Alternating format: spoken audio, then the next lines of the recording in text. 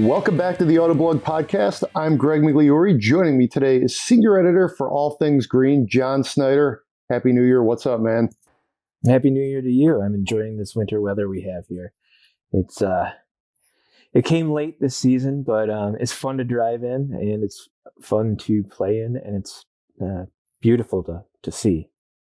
It's Snowflake Day. I was playing in our Acura TLX Type S. Playing as in I took the corner to my driveway a little bit aggressively and kind of really lost it for a second. Good thing I wasn't going quick, but it was, it's that kind of weather out there right now. The winds, the ice, it's all there. So, but yeah. Pure Michigan, man. Pure Michigan. There you go. There you go. So we will talk about that Acura TLX Type S. You may have noticed I'm referring to the Type S's back. There's a reason for that. We'll get to that in a second. The A-Spec is gone again. Bonsoir. It's gone for quite a while, it sounds like, or at least a while. We'll also talk about the Mini Cooper. That'll be fun. We've got the Mini Cooper SE and the Ram Power Wagon. Before we do that, though, we're going to talk about all the news out of CES. It was kind of like an auto show. Some of it was there. Some of it was virtual. Got the Chrysler Airflow concept. Mercedes EQXX, lots of news from Chevy, and some other stuff too. Cadillac, BMW. We'll hit some of the highlights. Best thing to do though, if you need to get really brought up to speed on all of this, check out our site. We've got this covered. It felt like an auto show in some ways, and that was fun. That was cool. Lots of cool stuff. It was. It's funny how, especially compared to a couple of years ago, that this tech conference has become such a venue for vehicles. It's an interesting overlap there, but go on. Yeah. It's interesting to me too, though, because even though a lot of this was virtual, this to me might have been the best showing by the car industry in Vegas, actually. I mean, there's a lot of car stuff there. I remember a couple of years ago, we were like, is CES going to knock out Detroit and Chicago and New York? And that never really came to pass. Obviously, COVID knocked out Detroit, Chicago, and New York as far as auto shows. But, this is just a very legit showing by the car business in a variety of forms at CES. Yeah, and it was a coup by Chevrolet, well, GM in general. But yeah, especially Chevy with the Silverado EV and confirming the electric Equinox and Blazer, and teasing the Silverado Trail Boss EV. Yeah, good stuff. So let's just get right into that. We will spend your money, by the way, but let's shift right back over to Chevy. To me, the Silverado is obviously the headline because it goes right up against the Ford F-150 Lightning. Specs are comparable in some areas. There's some areas we don't totally know. Each of them has a slight edge in certain departments. But I think in real world usage, they're both going to be strong, vehicles for work and play. The advantage the Ford has is that, you can order it now and it's going to be here soon. Whereas the Silverado is still kind of conceptual. But I mean, we saw the work truck, which I love that work truck, by the way. Those steel wheels. The grill's a little whatever, but I mean, that's a cool looking truck. The Trail Boss, I'm very excited about that. It's kind of like, we got to bring out the term avalanches back. Hey, it's got that mid-gate kind of thing. It's interesting. This to me is almost, I think the F-150, my take is the F-150 is an electrified F-150, whereas the Silverado is an electric Chevy pickup truck that we're going to call the Silverado. But to me, it is more of almost like the ethos of a Rivian R1T.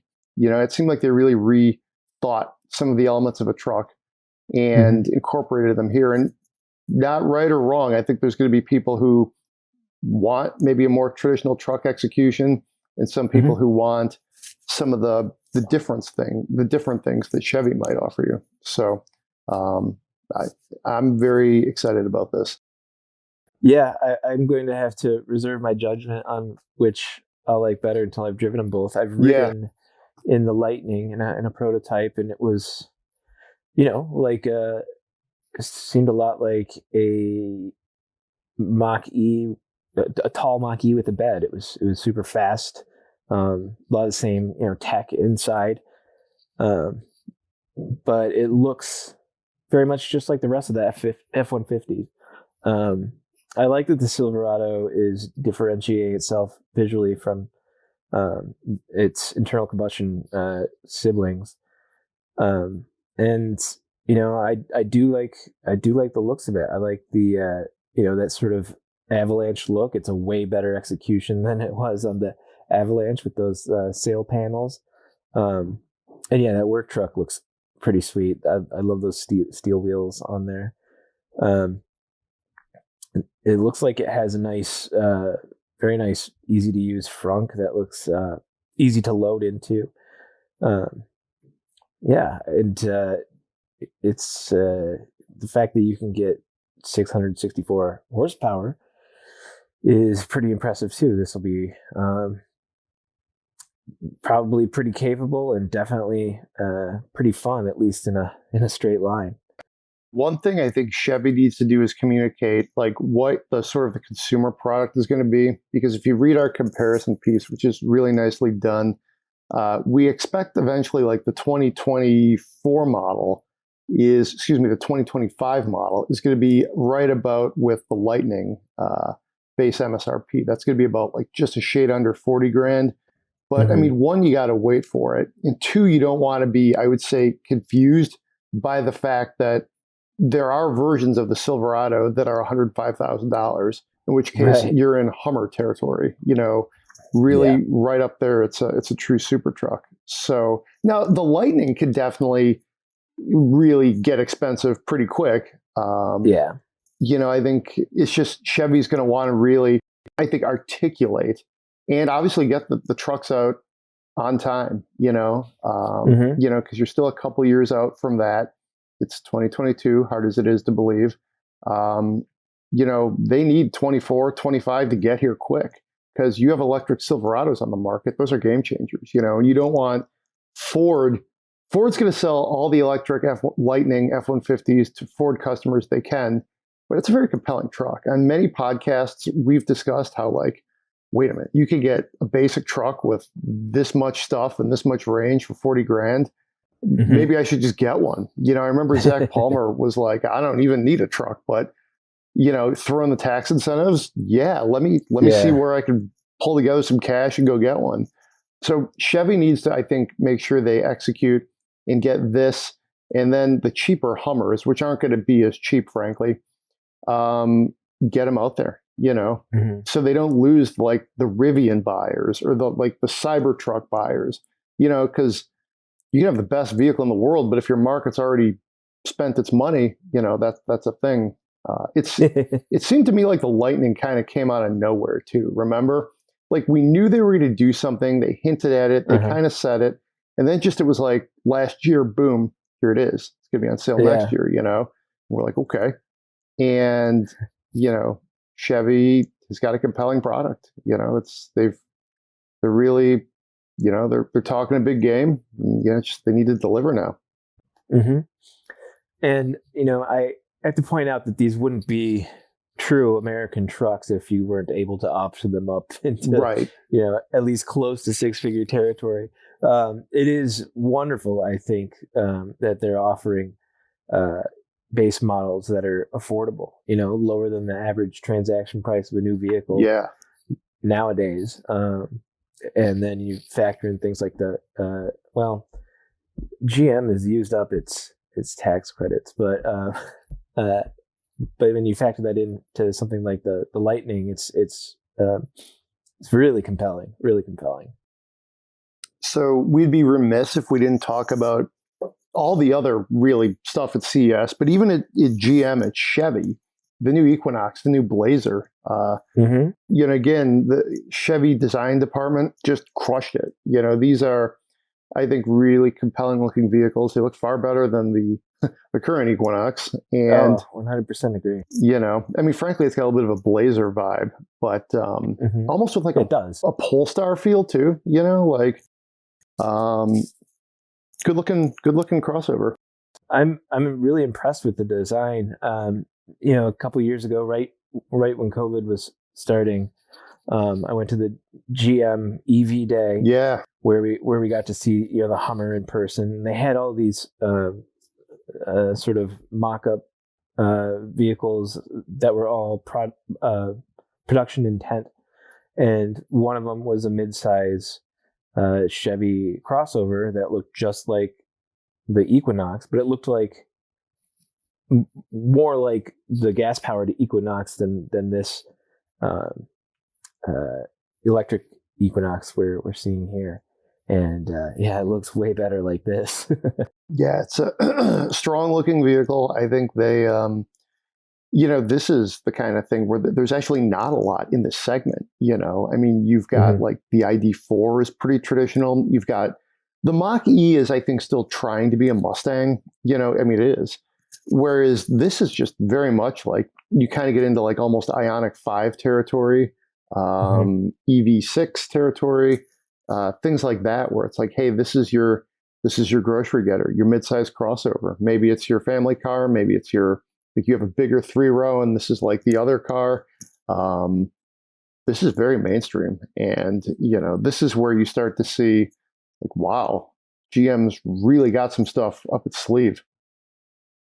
Yeah, and the timing on the Blazer is next fall, so about a year and a half from now, maybe a little more. Probably, depends on the hiccups with supply chain and stuff. It could get pushed back, but that's pretty quick for something like this. And the fact that it'll be using GM's Ultium powertrain platform is pretty cool to me too. I think that's really interesting technology, and I think it could be a win in GM's favor if it deploys well. We'll see if they'll have any hiccups with that, like they did with the Bolt technology of the current Bolt. But maybe switching to Ultium could have saved them that headache too. Yeah. But the fact that they're doing a lot of the development for Ultium in-house is promising, and that gives them their own intellectual property to build off of. And if it's good, then it could be really good for Chevy and GM's competitiveness in the EV set. It's interesting that I know they're working with Honda on essentially developing an Ultium, employing, I think it's a crossover that Honda is going to use. I remember if it's a Honda or an Acura or whatnot, but Honda Motor Co. will be getting access to this. So it's almost like, General Motors truly has the scale that a company like Tesla really doesn't right now, where they can feed all of their different mouths as far as the brands and vehicles, and then say, well, hey, this is actually somewhat fairly generic technology a few years down the road. We'll let you guys use it, and we'll definitely take our cut of the proceeds.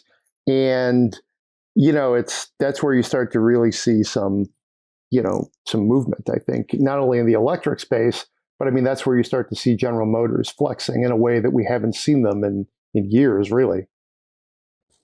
Yeah, and with the raft of products that they're coming out with, there should be a little something for everybody. Yeah, like you said, the feeding the many mouths.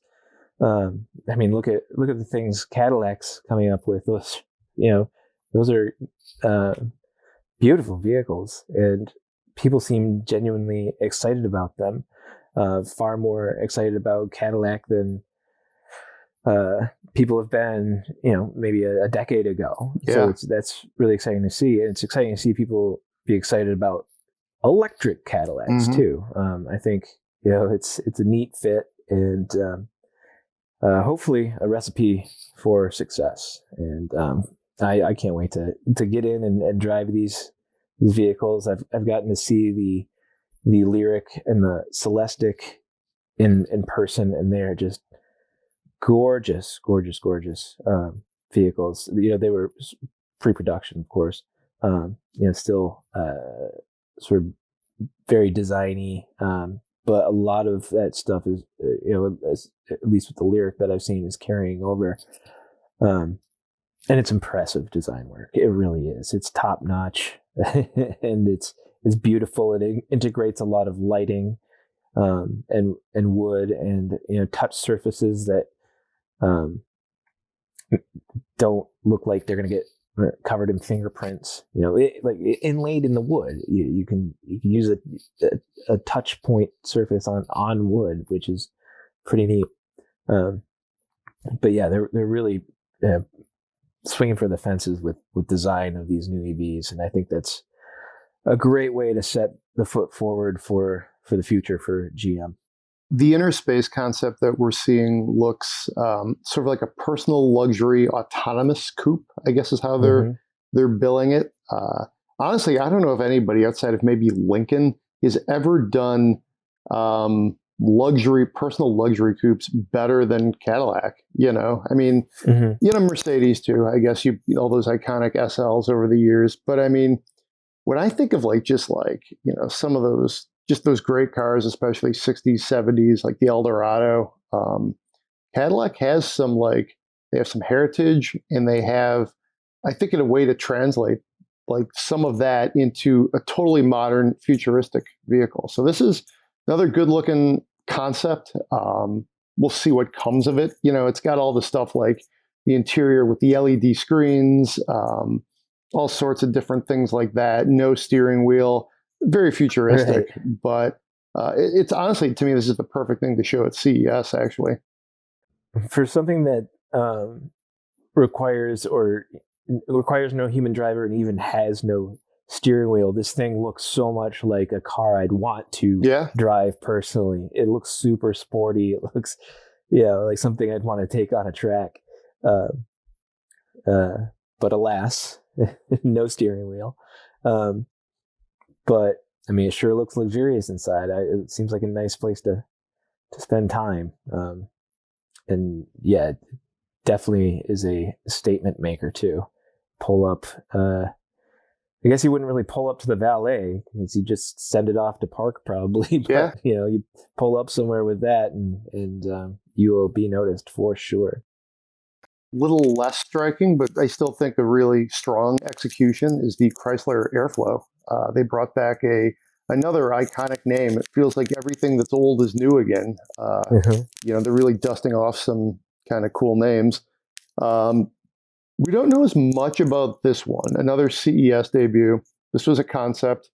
We expect it by 2025. So it's about 3 years.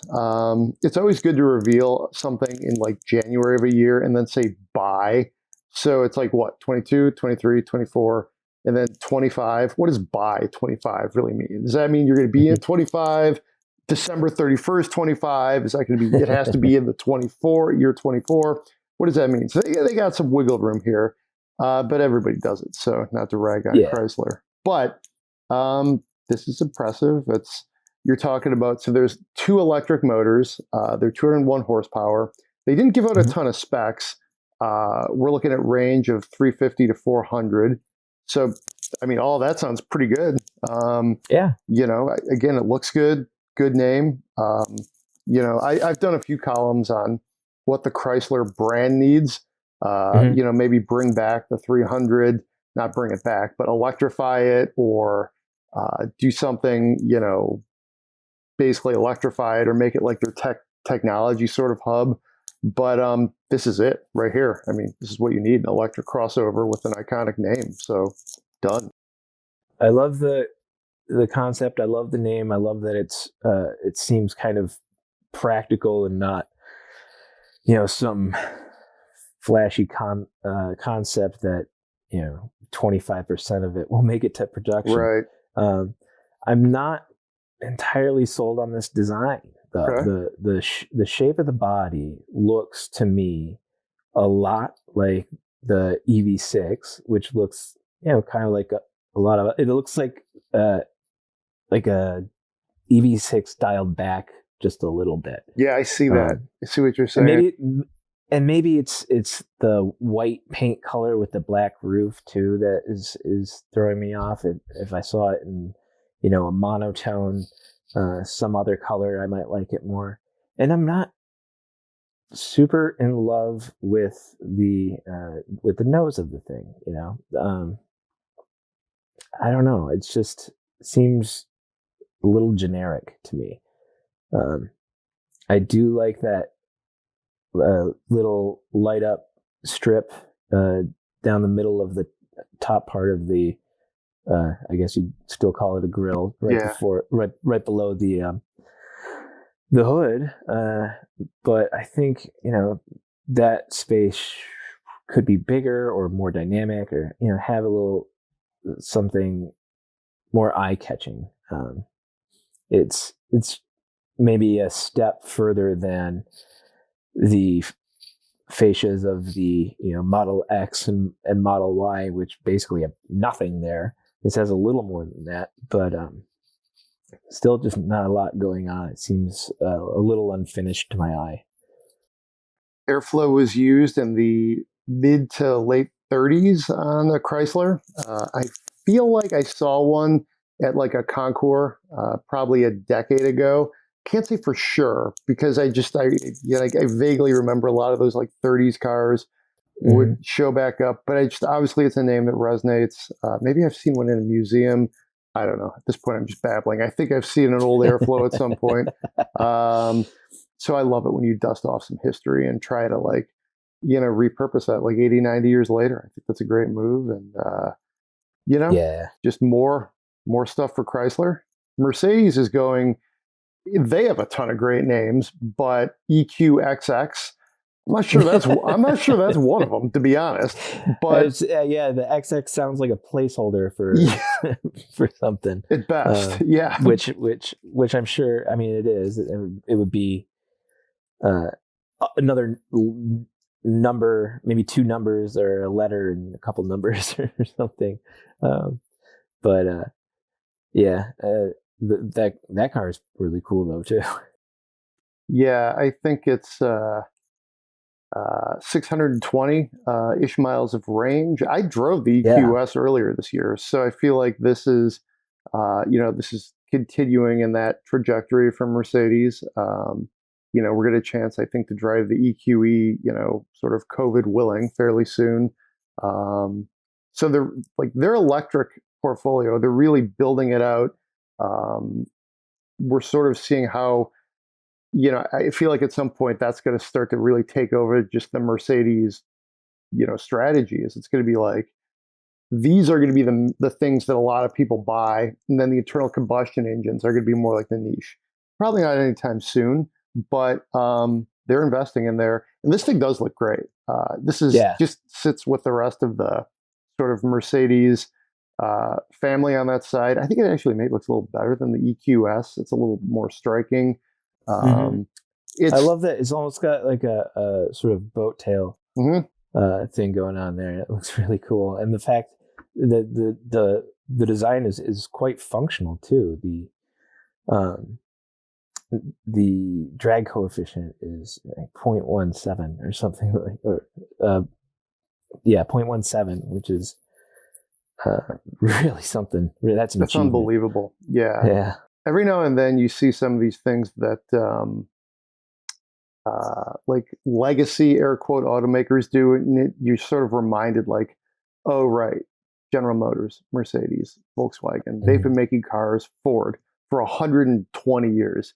They have huge engineering and design departments that could really do like borderline miracles of design when you see these things. So that's just. And Mercedes has been making cars longer than anybody. 1886 thereabouts. So what's that? 136 years. So there we go.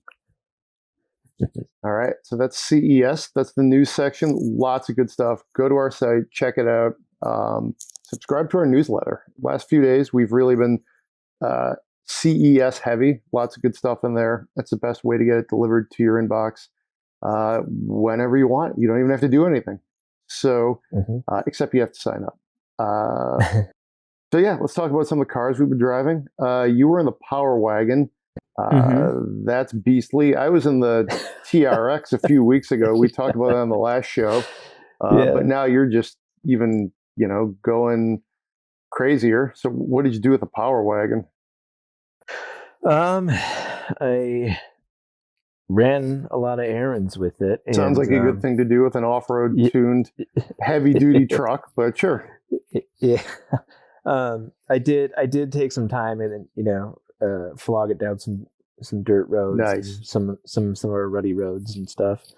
But a lot of it was, it was right before Christmas, so I was, trying to get everything ready for that. It was sort of a hectic time.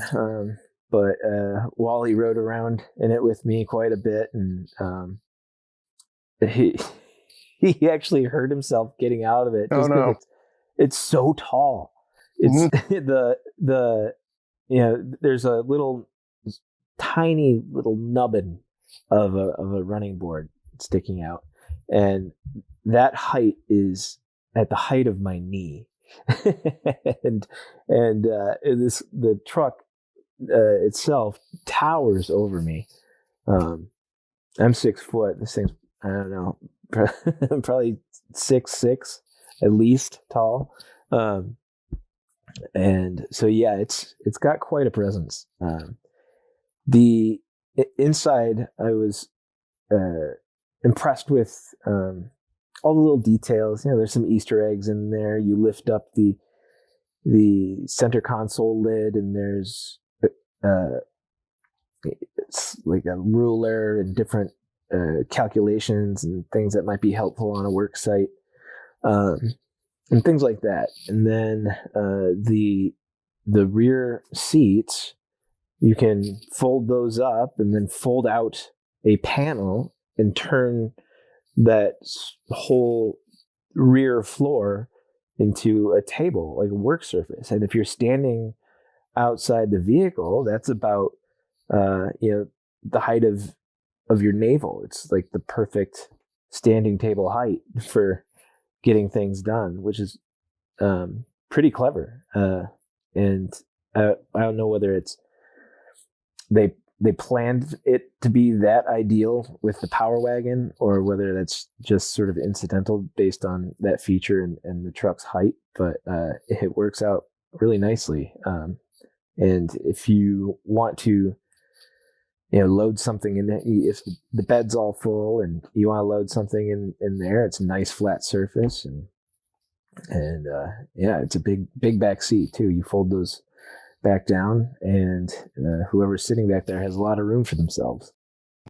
Nice. One of the great things about using, I would say, a large pickup truck as your personal transportation is that it really is like the cabins are huge and so luxuriously appointed in almost any trim. It seems like, they're surprisingly functional for like kid duty and like stuff like that. I mean, it's funny you mentioned that. Like running boards really help getting kids in and out of trucks.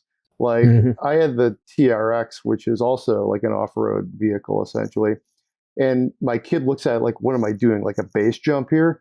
And I'm like, oh yeah, that's right. You're like 1.5 foot up in the air. There's no clearance. Let me help you. Yeah.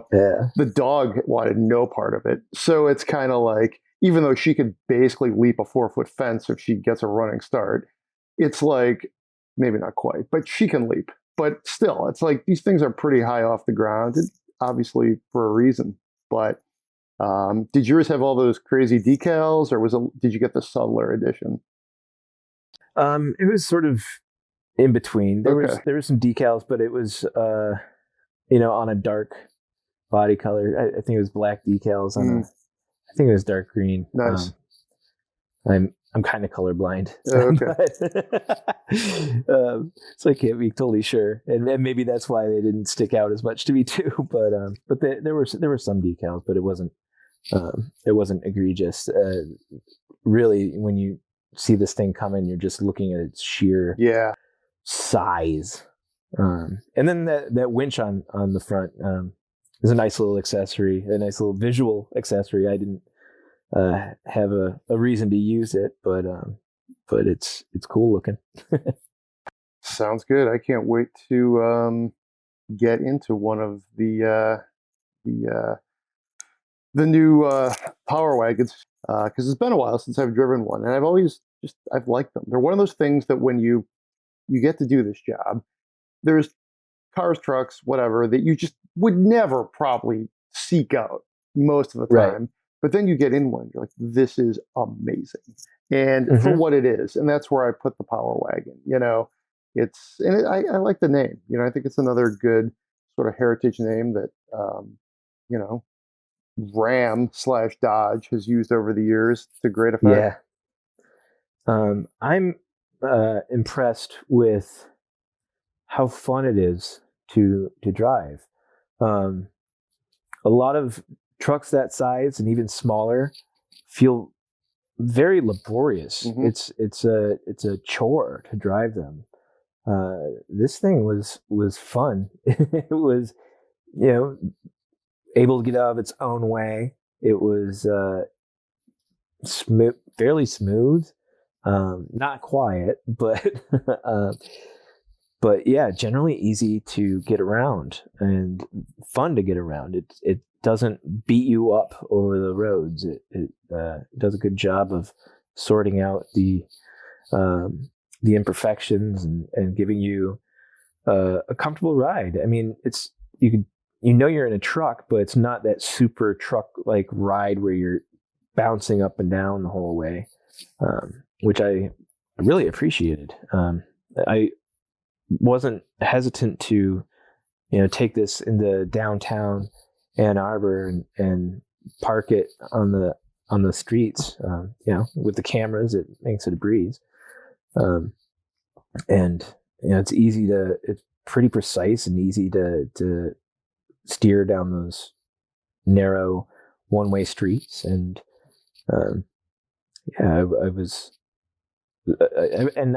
last time I was in a Power Wagon, I sort of thought the same thing. That one was a little more truck-like, a little rougher around the edges. But this one, it's been several years, and I was impressed with the ride quality and the drivability of it.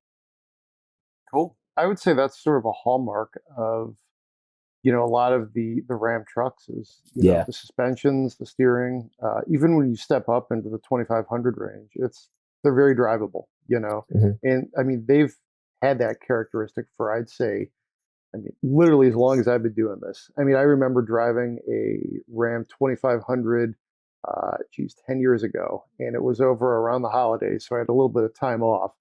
And my first thought was, oh boy, I have this large truck, and this is what I'm going to be with for 2 weeks. That's a lot of times how it works is the young guy, they're like, here you go. You get like the Mazda Speed 3 on summers for like Christmas break, or you get the heavy duty Ram or something. It was great. I was just like, this is my own luxury truck, and it had huge wheels. So, but yeah, I'd agree with that assessment as far as like, specifically with Rams. The Chevy and Fords are good at this too, but I really feel like Rams are very drivable in a way that doesn't compromise anything. It's just they're good to drive, and I think as a maybe someday truck buyer, maybe not, they're very, very approachable. So, and I'm not gonna lie, I did drive this one on my lawn. I hope you did. That's good. Every once in a while, I just got to split that horseshoe driveway in half and just go straight move. down the middle. There you go. Got to get it muddy for the pictures, right? Yeah. All right. Well, let's transition over to our long-term. I guess I'll call it Acura TLX Type S, because I feel like we've had that almost as long as we've had the A-Spec. I am back in the Type S. In the last show, we talked about the TLX, the regular A-Spec. It had just come back after some extended service. And then on Christmas Day, I was out and about, and I went to start the car, and it lit up like a Christmas tree. And it went into this kind of like limp mode. So, got it home and, very, very short distance, and it's back at the dealer, and we haven't heard from it since. So we're definitely looking forward to finding out what the issue was here. Our TLX has had kind of an up and down year. I think the one we have, to be clear, is the A-Spec, and Acura replaced it with the Type S, which is great. So we're still testing an Acura TLX, but the A-Spec it's had some issues this year. It's spent a lot of time at the dealer in dry dock, so it'll be interesting to see what the diagnosis is, and we'll go from there.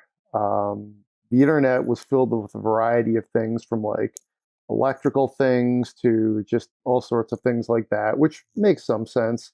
It seems like similar things have happened with other Acuras over the years. So it's just in a wait and see mode. And you know, that's that. The Type S, meanwhile, though, it actually like it's given me a really like great opportunity, a sense of clarity to figure out which one I would get between the two. And I have come to the conclusion that I think, again, if it was my money, I would go with the A-Spec because it's in that like 45 range and it looks great. It gives me everything I want, like we discussed on the last podcast, from the driving dynamics, the chassis, the steering, the brakes, everything is there. The Type S with a 355 horsepower V6 engine is great. And you do notice a difference. Like literally driving them like 2 days apart.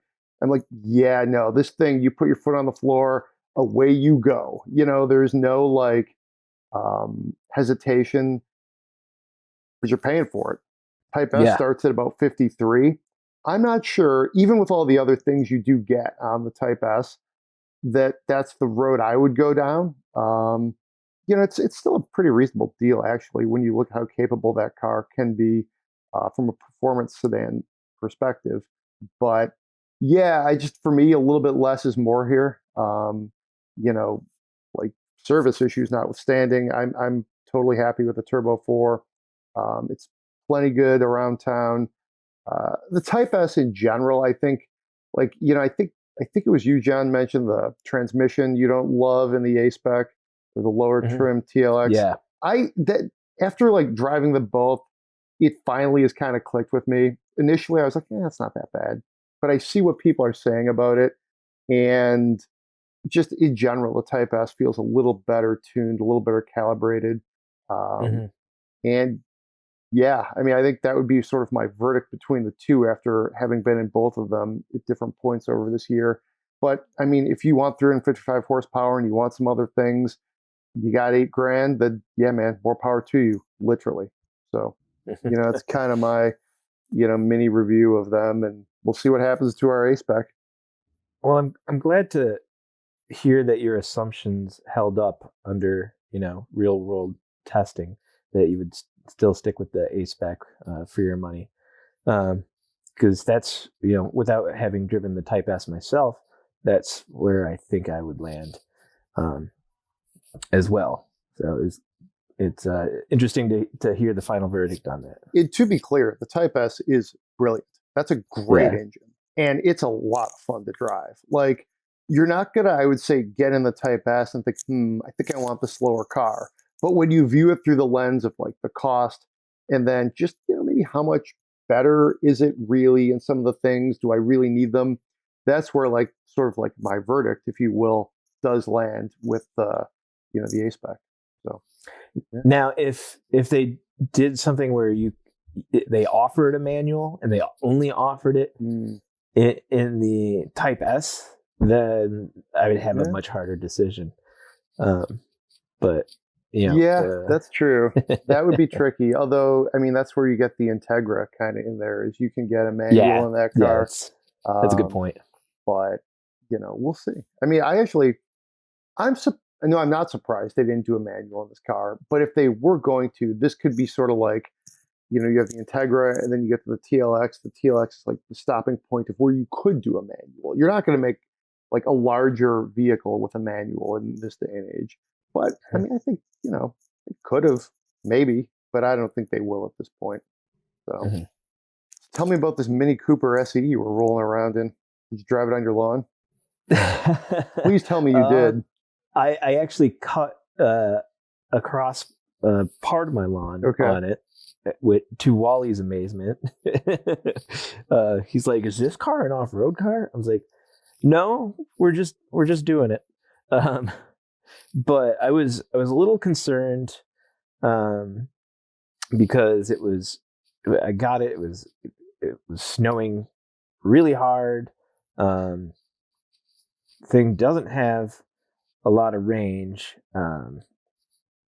I forget what the the stated range is. But anytime I got in on a full charge, it was maybe at tops 80 miles available because it was cold. And after driving the Mazda MX-30 around and having to deal with the range issues with that and the impracticality of that, and then going into this, which is also low range and also quite impractical, if you're, especially if you have two kids. But gosh, it's just such a joy to drive. It's so fun and so plucky, and right away it just I could overlook its faults very easily. It was tough. I had 2 car seats in there. I had to put that's aggressive. Wally's. Yeah, I had to put Wally's front facing car seat behind me, and then I put the Lola's rear facing car seat behind the passenger seat. I couldn't get Lola in from the passenger side, though. It was just too small of a path over the top of the car seat to get her in from there. So I would have to go into the driver's side, move the seat up, and then sort of from there it was fairly easy. I could just sort of plug her in from across the car. It's not a big car. There's not a very long reach, and then let Wally in after that. And Kat had to ride in front of Lola a couple times, but it was not too terrible. Kat was getting pretty car sick in it because it's just so easy to maneuver quickly. It's almost hard not to maneuver it quickly. It really likes to rotate, and you're very close to the ground, and it feels so sporty that and you're close to the glass, you're close to the road. So she was getting a little bit of car sickness as a passenger, but I was having a hoot. Really fun car to drive, and it starts at about 30,000, and you can get the tax credit with that too. So it's a fun little car. It would maybe go on my list of second cars to have if I didn't have kids to put in the back seat all the time. That's the one thing. But other than that, if it were still just me and Kat, I would seriously consider getting this for driving around town and running errands and whatnot. And then, we've got the Palisade for that's Kat's daily driver, but we'd have that for driving up north. And if I needed to drive beyond the Mini's driving range in a day, I could more than likely use that if there wasn't sort of some conflict with us both needing the car at the same time. But yeah, overall, I really enjoyed it, as impractical and cramped as it was. I mean, I just looking at that silhouette and then looking at just some of the specs. I mean, how could it not be fun? It's like your little electric go-kart, and I think it is very, very much like a go-kart. Sounds awesome. Yeah. I mean, that's one of those things that where as we move past this kind of like first generation of electric cars, there's going to be some really interesting used cars out there, like the Cadillac ELR. Jeremy Korzeniowski did a cool piece on why the Chevy Volt is actually the used car you should try to buy. You could probably get 5 years of good hybrid electric driving out of many of those. And what I like about this Mini Cooper is I probably could get it in my garage because I cleaned my, well, not probably. I could definitely but also my garage is sort of clean. It was clean. It's not as clean as it was. It's clean, but it's cluttered. So I could get this car in there, Yeah, you can without practically moving put this stuff. car in your pocket. Exactly. I need to continue the upward arc of cleaning the garage so I could get like an ID4 or a Mach-E in there or something. Yeah. But this car is so small, I don't even need to move the Christmas lights. It's great. So, the range on this is 114 miles, which is up from 110 miles in the previous model year. But yeah, like I said, I was not getting anywhere near that. And not just because of the way I was driving, but I think a lot of it was just the cold weather that sucked a lot of that energy out of it, a lot of the range. But so tell me why your position on leather in cars. I was going to say why you're against leather in cars, but that's a little strong. Hot take, right? No, I'm vegetarian. I know that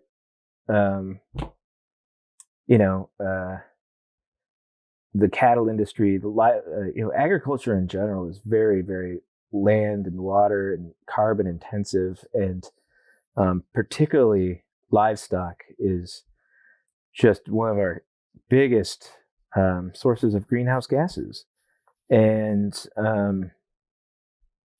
I like animals too, but the thing is, I'm not the kind of person who's going to tell someone else how they should live their lives or how they should spend their money. I think people should buy the thing that's best for them. After looking through all the different options and all the different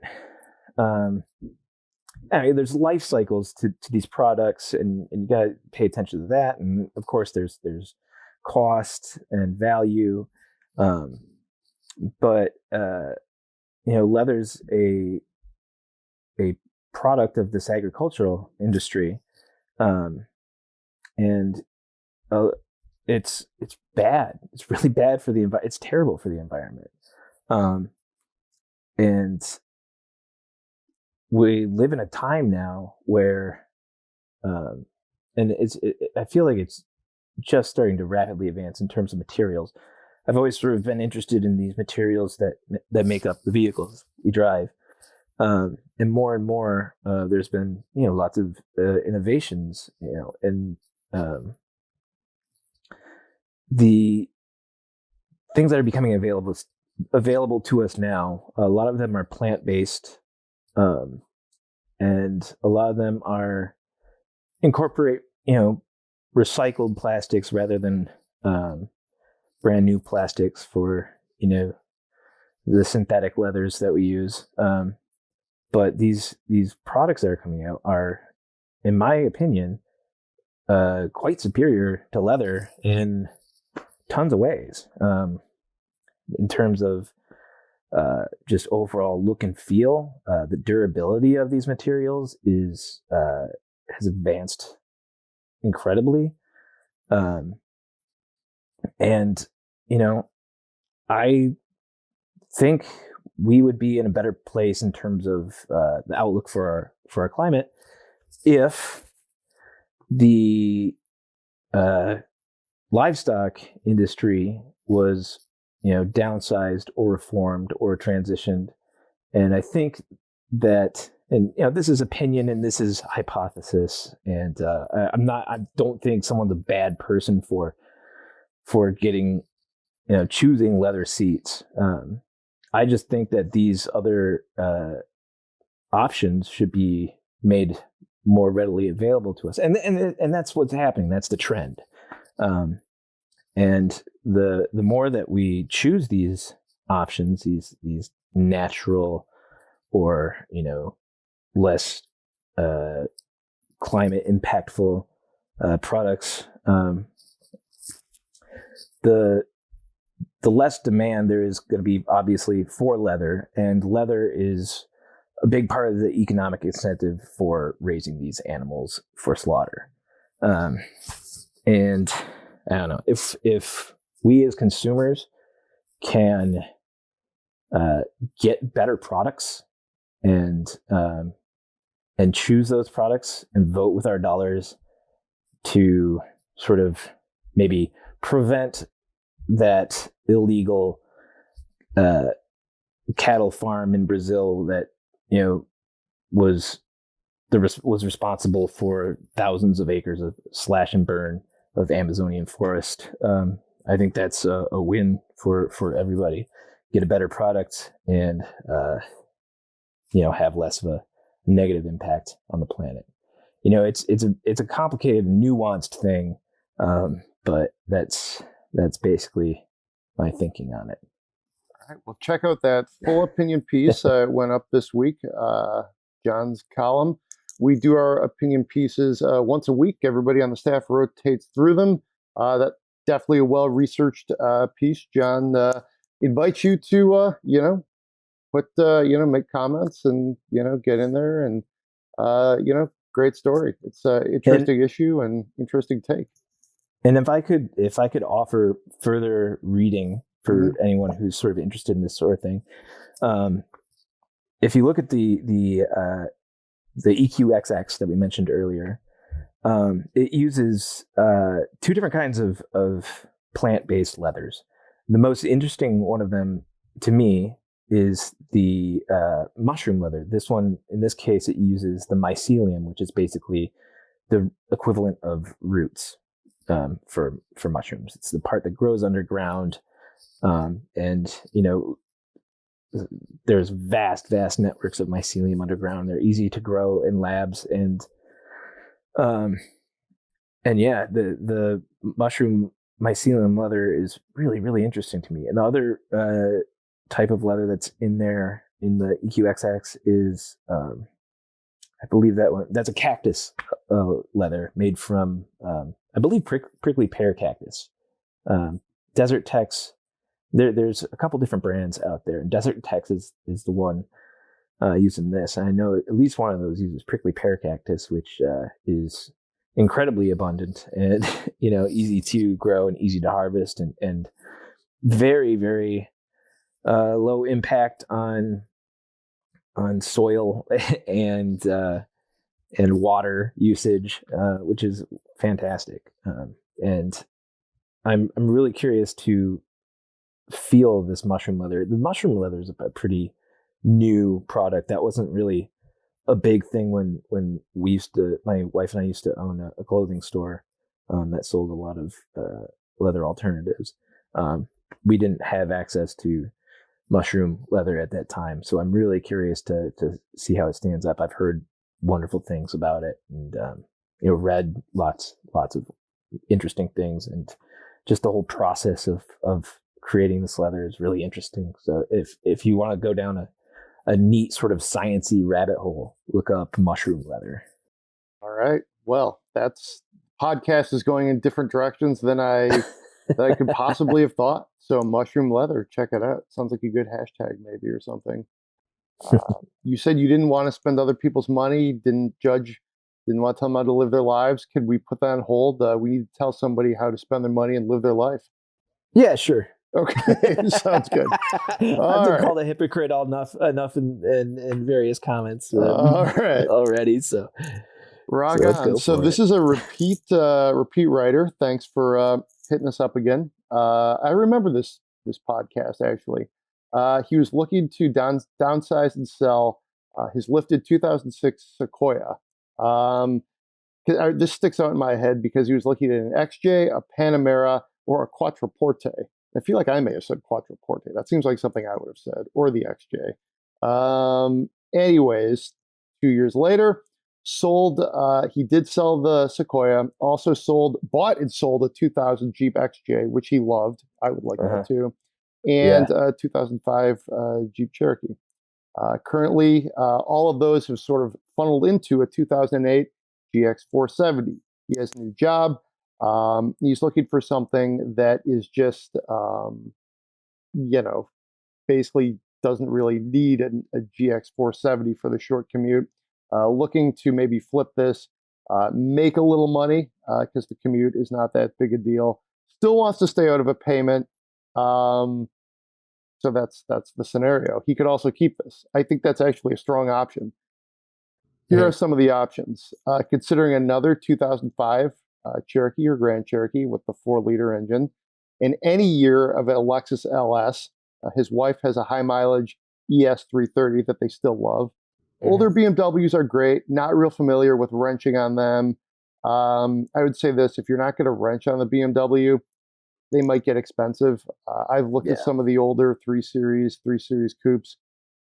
BMW dealers are, it's expensive. They're older cars. The parts are, they're available, but, BMWs are expensive cars, whether they're old or new, so there's definitely that, even though that would be on my short list.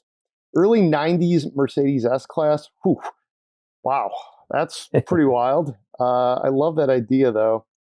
He's going to still wait on his 911 Fantasy. No Fords, sub $6,000, looking for a cool car, but balances reliability and, again, that price.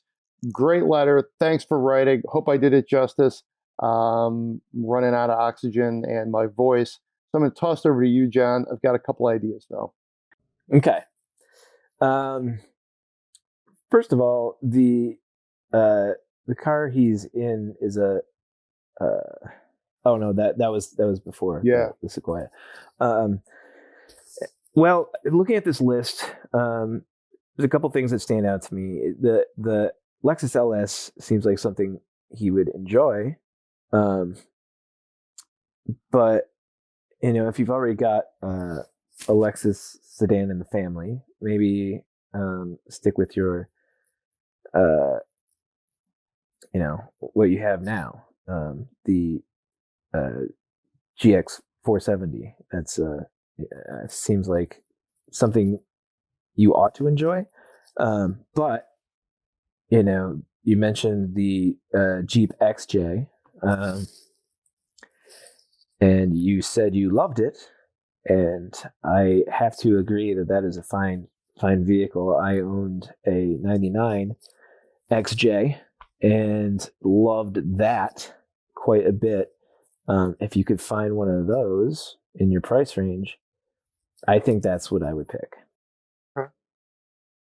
Good choice. I think that is a very solid option. I think they will run forever. From an emotional perspective, I would definitely look at one of those too.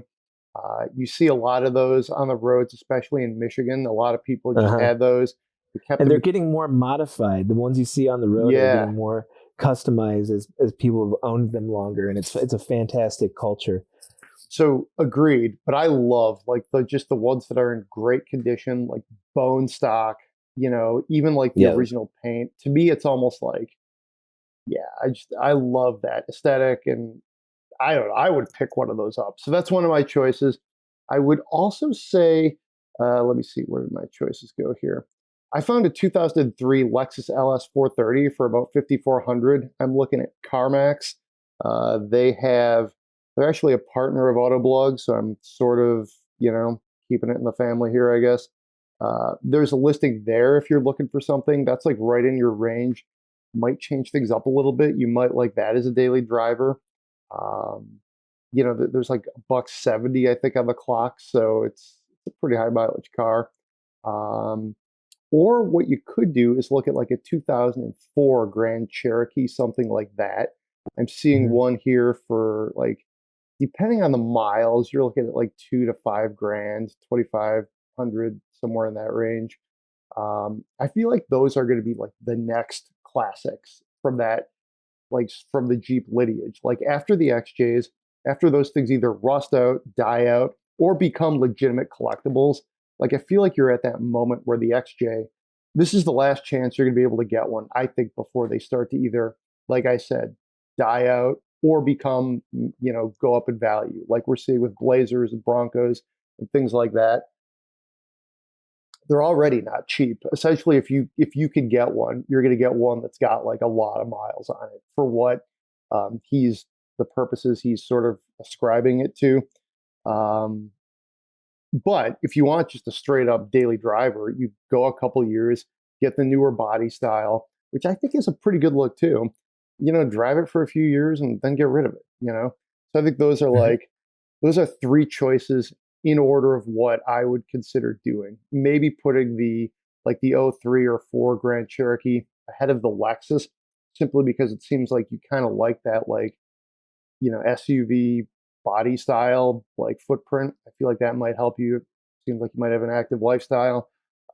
So that's the order I would do. XJ, then go the next generation, go to the Grand Cherokee from 03, 04, somewhere in there. Then look at that Lexus if you want something different. And yeah, I think that would be my diagnosis, if you will. Yeah, if I'm ranking choices here, I'm going with pre-2005 Cherokee as top. The second choice is keep what you got. Third choice is look at the LS. Okay. I think that's a pretty good way to sum it up. So yeah. Any final thoughts?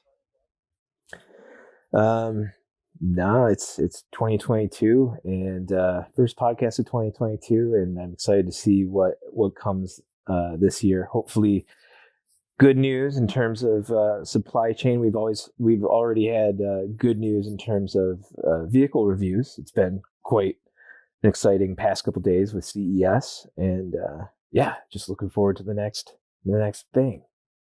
Hear, hear. We'll leave it there. If you enjoy the podcast, please leave us a good rating, 5 stars on Apple Podcasts, Spotify, wherever you get your podcasts. You can use some more Spend My Monies. Podcast@autoblog.com. Subscribe to the newsletter, listen to the live stream, enjoy a glass of red wine at night. We'll see you next week.